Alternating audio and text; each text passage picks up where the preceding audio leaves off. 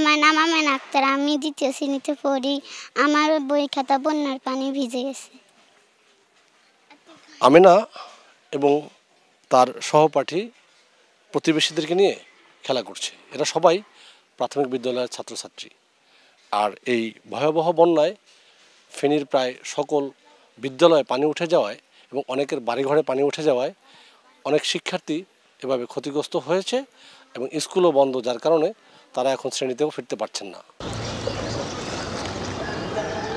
শতাব্দীর এমন ভয়াবহ বন্যায় ফেনীর অনেক শিক্ষা প্রতিষ্ঠানের এতটাই বিপর্যস্ত অবস্থা যে কবে নাগাদ শিক্ষা প্রতিষ্ঠানগুলো স্বাভাবিক শিক্ষা কার্যক্রম চালু হবে তা নিয়ে তৈরি হয়েছে অনিশ্চয়তা।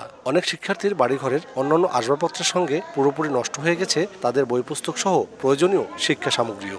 স্কুলে গিয়ে দেখি পোলের অনেক কাদা, তাই আমি চলে আসছি। বই মানে খাতা কলম মানে জামা কাপড় একসাথে ধুইছি, সবগুলা সব শেষ।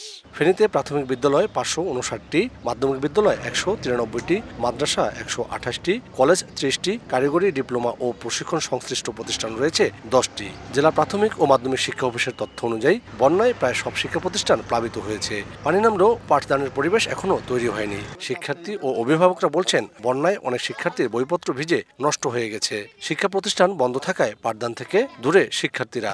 কল্পনাও করতে পারেনি যে এতটুকু পানি বাড়বে। আমাদের বরাবর ছাদ পর্যন্ত উঠে গেছে পানি, এই জন্য আমরা কোনো কিছু বাঁচাতে পারিনি। অনেকের বইপত্র খাতাপত্র সব নষ্ট হয়ে গেছে। এই বইপত্রেরও সমস্যা দেখা দিবে। এটা শুধু আমাদের না, এই ফেনী জেলায় তো অনেক জায়গাতে এইরকম সমস্যা দেখা দিবে। সমস্যার কথা জানিয়ে প্রয়োজনীয় পদক্ষেপ নিতে ঊর্ধ্বতন কর্তৃপক্ষের কাছে লিখিতভাবে প্রতিবেদন পাঠানো হয়েছে বলে জানিয়েছেন জেলা প্রশাসক। ওই প্রতিষ্ঠানগুলো পরিষ্কার পরিচ্ছন্নতার কাজ হচ্ছে। আমরা আশা করি এই সপ্তাহের মধ্যে আমাদের শিক্ষা প্রতিষ্ঠানগুলো পরিষ্কার পরিচ্ছন্নতা শেষ করে আমরা স্বাভাবিক শিক্ষা কার্যক্রম শুরু করতে পারবো।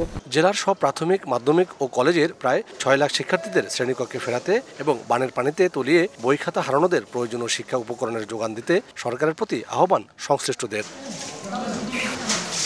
আতিয়া সজল, সময় সংবাদ, ফেনী।